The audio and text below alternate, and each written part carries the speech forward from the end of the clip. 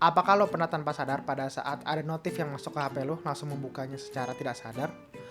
Atau pada saat lo menyalakan laptop, tanpa sadar juga lo tiba-tiba langsung membuka website favorit lo?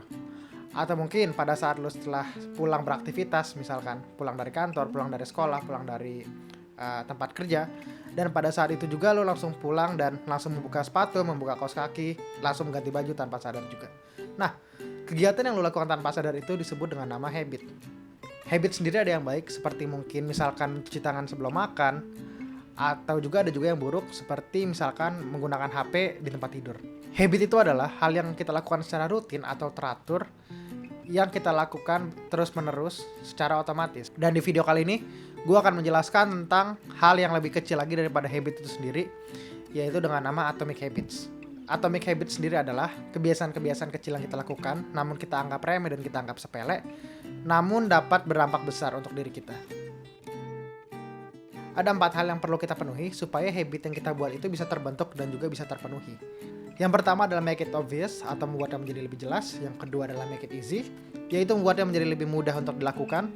Yang ketiga adalah make it interactive atau membuatnya menjadi menarik untuk kita lakukan.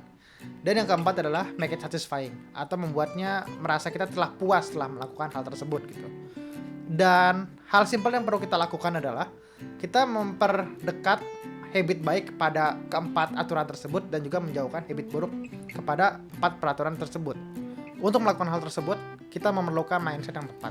Di sini gue akan menjelaskan yang namanya goal versus system. Goal sendiri adalah hasil apa yang ingin kita capai dan sistem sendiri adalah cara apa yang kita lakukan untuk mencapai goal tersebut. Jika kita ingin mendapatkan hasil terbaik, yang perlu kita lakukan adalah mengalihkan fokus kita dari goal menjadi kepada sistem. Seperti analoginya pada saat pertandingan sepak bola, tujuan utama dari semua orang pada pertandingan tersebut adalah untuk mencetak gol, untuk memenangkan pertandingan. Tapi akan terdengar sangat aneh dan buang-buang waktu kalau kita menghabiskan waktu 90 menit untuk melihat papan skor. Lalu bagaimana strategi yang perlu kita lakukan untuk membuat habit itu menjadi lebih mudah? Pertama adalah habit stacking, yaitu kita menumpuk satu kegiatan dengan kegiatan lainnya. Seperti contohnya misalkan pada malam hari kita ke kamar mandi, dan kegiatan yang kita lakukan adalah pertama kita mencuci tangan. Lalu setelah mencuci tangan, kita menggosok gigi. Lalu setelah menggosok gigi, kita bisa menggunakan benang gigi. Jadi kita menumpuk kegiatan di atas kegiatan lain gitu, seperti itu. Yang kedua adalah starting ritual, yaitu kita membuat sebuah pemicu yang mudah dilakukan dalam waktu kurang dari 2 menit.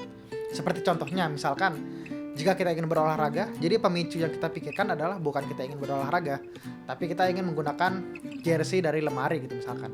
Yang dimana akan terlihat aneh kalau kita sudah menggunakan jersey tapi akhirnya kita tidak melakukan olahraga. Misalnya seperti itu.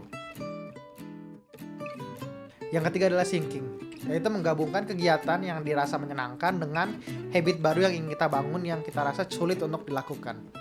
Contohnya adalah misalkan jika kita ingin membuat diri kita lebih banyak berolahraga, mungkin kita bisa menggabungkan habit tersebut dengan kegiatan yang menyenangkan, yaitu misalkan kita memakan kue favorit kita. Jadi kita cuma bisa memperbolehkan diri kita untuk makan kue yang favorit kita itu setelah kita melakukan olahraga yang cukup gitu.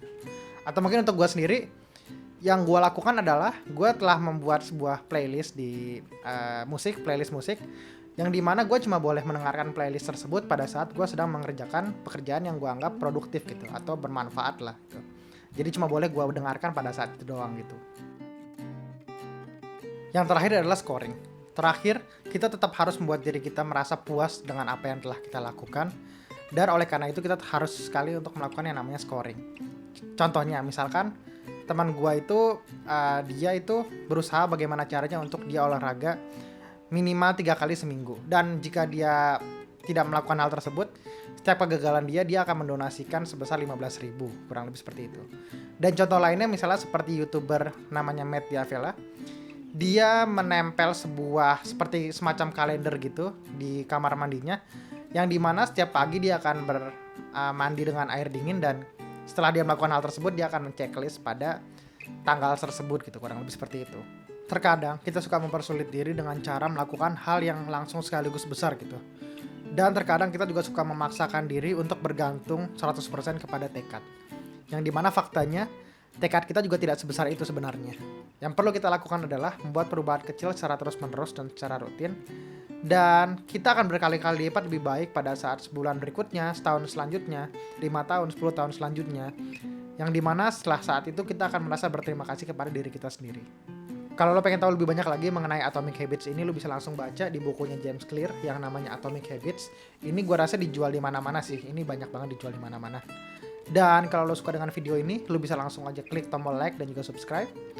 Dan kalau ada kritik ataupun saran, lo bisa langsung tulis aja di komentar di bawah. Terima kasih sudah menonton dan sampai jumpa lagi di video selanjutnya.